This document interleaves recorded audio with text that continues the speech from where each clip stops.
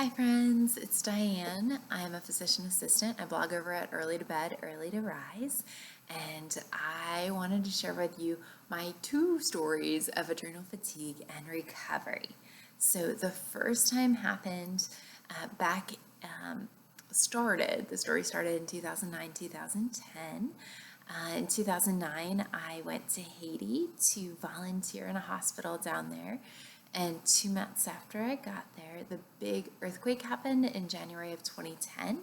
So I went to the epicenter and did disaster relief clinics. There were several things that happened that set me up for having adrenal fatigue. I was in several situations where I wasn't quite sure I was going to live through it. Including I was stuck in a mosquito netting tent I was sleeping in when the biggest aftershock happened, and I was a mile away from the epicenter and I couldn't get out of my tent. Thankfully, the building didn't come down and I was fine, but there were a few other things. There were some attempted break-ins on my house. Thankfully, I wasn't there, but it led to me not feeling safe. I walked through a riot to get to the hospital one day to take care of patients, just different things like that, that I felt unsafe, and I kind of took those feelings and shoved it down. Also, during that time, I took malaria prophylaxis every day for a year. And I took antibiotics every day to try to not get malaria. And then I did end up getting typhoid. And in the middle of that, my immune system was so weak, I got malaria. So those things about gut health are important to put in there as well. But the high stresses of that time and inadequate nutrition, there was cholera outbreaks at that point. So I was trying to eat food sources that I knew would be safer, cleaner, and ended up eating a lot of just canned foods, which were, for where I was, lower in nutritional value. So those things put together kind of led to a couple of different things that played a big part in my development of adrenal fatigue. So the chronic stress, as well as the poor gut health, created this perfect storm that I did not realize until later. I developed a post-traumatic stress disorder, or PTSD, from those experiences I lived through. I stayed a year in Haiti and then moved back to the States. I got married, and I had classic PTSD symptoms. I had nightmares 4 or 5 times a week. I was hypervigilant. I always knew where the exits were in a building, in case there was an aftershock, so I could run out. I was very aware of my surroundings and what was happening, and without intentionally meaning to, I was always on my guard. I developed reactive hypoglycemia, where I would get shaky if I didn't eat every 2 to 3 hours during the day, and I had to eat first thing in the morning. I had trouble sleeping. Initially, when the PTSD was really bad when I first got back, I could sleep 10 hours at night and not feel rested. A couple of years later, I would have trouble falling asleep or staying asleep, and then I couldn't get up in the morning. Really had a lot of trouble. I was constantly hitting the snooze button. Felt like I had zero energy when I got up. But then once I started moving, I got a little bit better. And then when I got caffeine, it was a little bit better.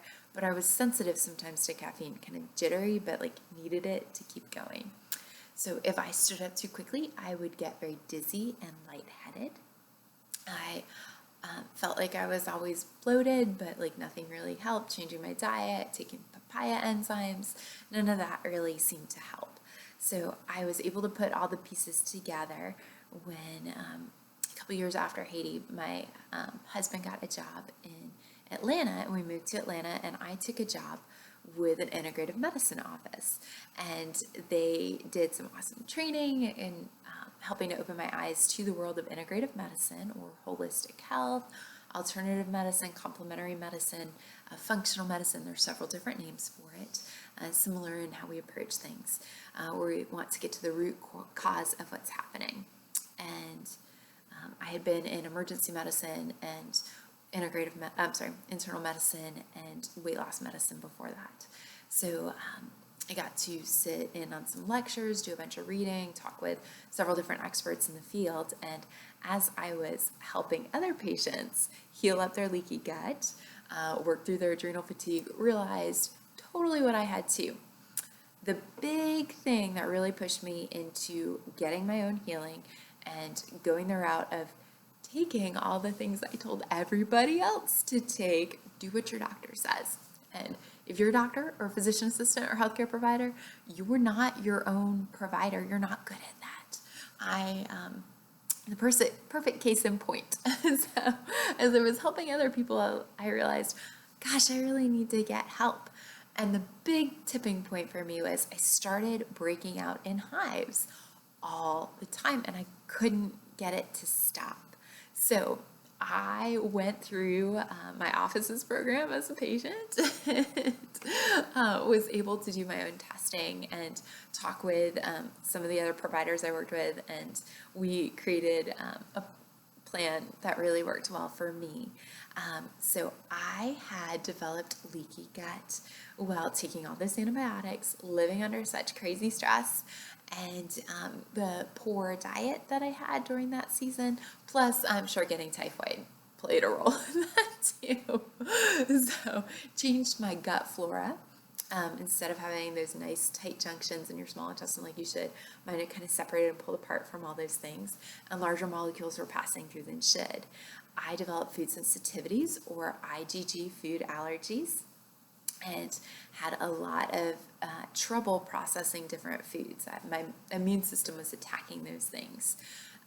And then on top of that, hard to say which one started first, but I definitely had adrenal fatigue from those experiences of living in fight or flight response, which the adrenals play a large role in regulating.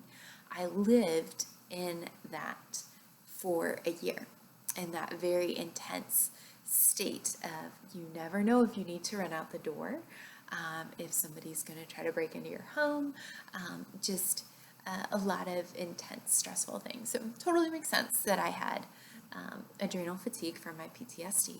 It was like my stress response got stuck in the on position.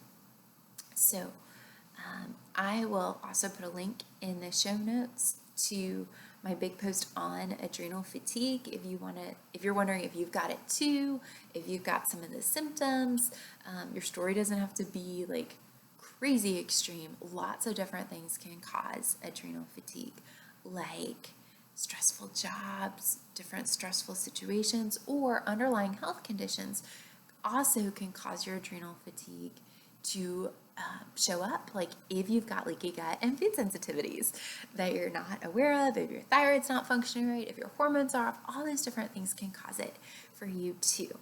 So I know my story's a little extreme, but it's also kind of easy to see how those things happen from kind of the crazy other things that happened. If I can get better, you can too. We're going to take a quick minute to say adrenal fatigue is not considered a real thing in mainstream medicine. The more appropriate term, but less commonly used, is HPA axis dysregulation. That's all in my big article. I just wanted you to hear me actually officially say that. I'm going to keep calling it adrenal fatigue today because I think that is more helpful for people. It's a term that most people are more familiar with. So my adrenal fatigue recovery the first time, I got tested at my office. I did the saliva testing at 4 different times throughout the day to see where my cortisol and DHEA levels were and what was actually going on. So you're supposed to have a nice rise in cortisol in the morning to tell you to get up and out of bed, and then kind of come down gradually throughout the day. So I had like nothing in the morning, and then like kind of like up a little bit in the middle of the day, and then slump in the afternoon where I was really tired again, and then usually I had some caffeine, and I would come back up, and about 10 or 11 o'clock at night I was like really feeling awake, and because my cortisol was super high, and then it would crash back down in the night. So not exactly the way things were supposed to go. I also did stool testing and blood testing for both food allergies and leaky gut. You can do saliva testing at home through Everlywell. You can do food allergy blood testing at home through Everlywell. Both of those are a lot cheaper than what I did in the office, even paying out of pocket with my employee discount. There is some stool testing that is available. I'm still looking into the best, most reputable companies. So I'll put some links when I figure out what would be the most helpful to be able to do at home. Otherwise, seeing a holistic practitioner can help you get to the answers and get to the bottom of this. So I had several food sensitivities that I had developed because of this leaky gut. So what worked for me to heal was really avoiding the foods I was sensitive to while healing up my leaky gut, and then I could reintroduce them into my diet. The foods I was most sensitive to were coffee, milk, and like milk proteins, and also, cheeses was the big one. Egg yolks, that was the other one. Egg yolks and egg whites, but egg yolks especially. So those I had to avoid for a full 6 months. Just take them out of my diet completely. Thankfully, they're pretty easy to avoid because you kind of know if you're having foods with that stuff in it. And then work on good gut health. I did a lot of fermented foods. I did supplements specific for gut healing. I did probiotics at bedtime because I implant better at bedtime. And I specifically did some things to help my adrenals. Supplement-wise, I took an adrenal adaptogen for a while. Adaptogens are things like ashwagandha that will bring up those low levels and tone down those high levels. So you don't have to be as specific with when you take them. I took it morning and evening for the supplement specifically that I took. And I did a couple of lifestyle changes that made a big difference. I quit a job that was very stressful and found a different job that was less stressful. I was thankful to be able to do that, to have that opportunity to change up some of the stress levels in my life. I also was more intentional about taking the time to do things I enjoyed and to focus on being fully present while I did them, to really think, I'm going to do this thing that I like and I'm going to have fun while I do it and not worry about stress from work, stress from renovating a house, which we were doing at the time, things like that. I did some deep breathing, and I took L-theanine as a supplement when I started to feel kind of anxious, stressed, worried. L-theanine is a compound from green tea, and it doesn't have the caffeine in it, but it kicks in very quickly to help calm down panic, anxiety, stress when you kind of hit like a tipping point. So those things. Oh, I also did a really awesome Bible study. There was a church nearby, and they had a Bible study about your identity, who God says your identity is in the Bible. And I memorized some Bible verses, did some word studies on joy and peace, and that really helped during that season to put to rest some of those PTSD problems that I had. So those were the big things from the first go around. It took about 6 months, but I noticed the biggest change in the first 1 to 2 months, particularly pulling out the food allergies, which calmed down at least the stress that my adrenals had to deal with from the leaky gut. And that really was the foundation of putting things together and then making those lifestyle changes to be able to pull some of the stress out of my daily life. Made a big difference quickly. So I thought I was healed. I thought everything was great. And then we moved. We had a couple of different things, wonderful things happen. Everything was still great. And I had 2 beautiful little girls. And after my second daughter was born, about 6 months after she arrived, we had some stressful life things happen, and we had some financial surprises. They were fine, and everything ended up fine, but I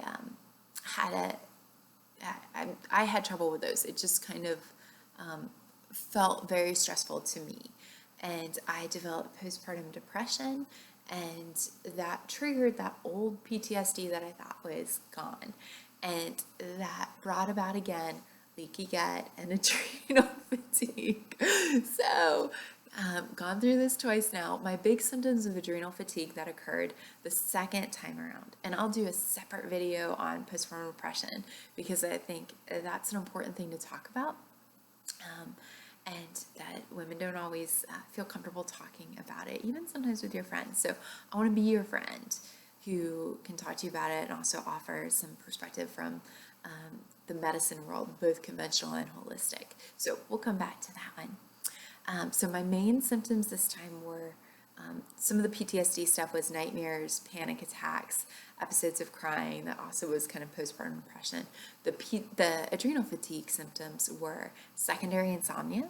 I could fall asleep exhausted and wake up an hour later and be up for 2 or 3 hours at night. Just racing thoughts, tired and wired. That's a classic adrenal fatigue symptom. You're exhausted, but you can't unwind and actually sleep. I had so much trouble getting out of bed in the morning. My alarm would go off and I would hit snooze like 3 times and then drag myself out of bed and finally start to feel a little bit awake as I'm helping my husband get ready for work and as I'm like finally slugging back a cup of coffee. It didn't seem to matter how much coffee I drank. I was still tired. I had exercise intolerance. I could not exercise the way I could before. I just was, like 10 minutes of walking and I was exhausted. Have a little list so I don't get too far off track. Super stubborn postpartum weight. Couldn't seem to do anything to get it to go away. My cortisol levels were so high from adrenal fatigue. I just couldn't release the weight. It just stuck to me like 20 pounds of postpartum weight gain that just didn't seem to go away. So those were my big adrenal fatigue symptoms I had the second time around, as well as the reactive hypoglycemia came back. I would get very weak, lightheaded, dizzy if I didn't eat every 2 to 3 hours throughout the day, and as well as some orthostatic hypotension. If I got up from the floor too quickly, super lightheaded for a little while, that also can be affected by that stress response system and salt levels and things like that are related to adrenal fatigue, HPA axis dysregulation. So I also started developing hives to coffee. So a little reminder, my gut was getting affected by my poor little adrenal fatigue and everything else going on. So the second time around, my recovery looked a little different. I needed to treat that root cause, that postpartum depression, and that PTSD. So I went through EMDR, which is a form of counseling and behavioral therapy that helps to reprocess those traumatic, painful memories. So it involves coordinating the left and the right brain together by bilateral tapping or following the therapist's finger, going back and forth. It helps your cognitive brain work with that place in your brain where you've stored feelings. And it actually changes the story you are telling yourself about the painful memories. So I was telling myself subconsciously, oh, I wasn't in control when that stuff happened in Haiti. I couldn't help it. I'm scared. I'm not safe. And it changed that. So those memories are now attached to this new feeling of, I was really brave. I lived through some crazy stuff and came out okay. And I'm a lot safer now. And there's stuff I can do to help myself be safe now. So it took 3 sessions with a trained therapist, and it just turned off the crazy. For the postpartum depression, I took St. John's wort because I was still nursing at the time, and that one is noted to be quite safe during lactation. I ran it by my daughter's pediatrician, did my own research on stuff, talked to my OBGYN about it, and my primary care doctor. So lots of research looked into that, but that was a very, very good choice for me. It works on serotonin receptors, very similar to Zoloft, but with a lot less side effect profile. I've also never taken prescription medication for mood before, so I think that's part of why it worked really well for me. So getting that adrenal fatigue resolved by turning off what was doing it is huge. But I also needed to heal up my gut. So I've been doing some specific therapies for healing up my leaky gut, as well as working on my adrenal fatigue.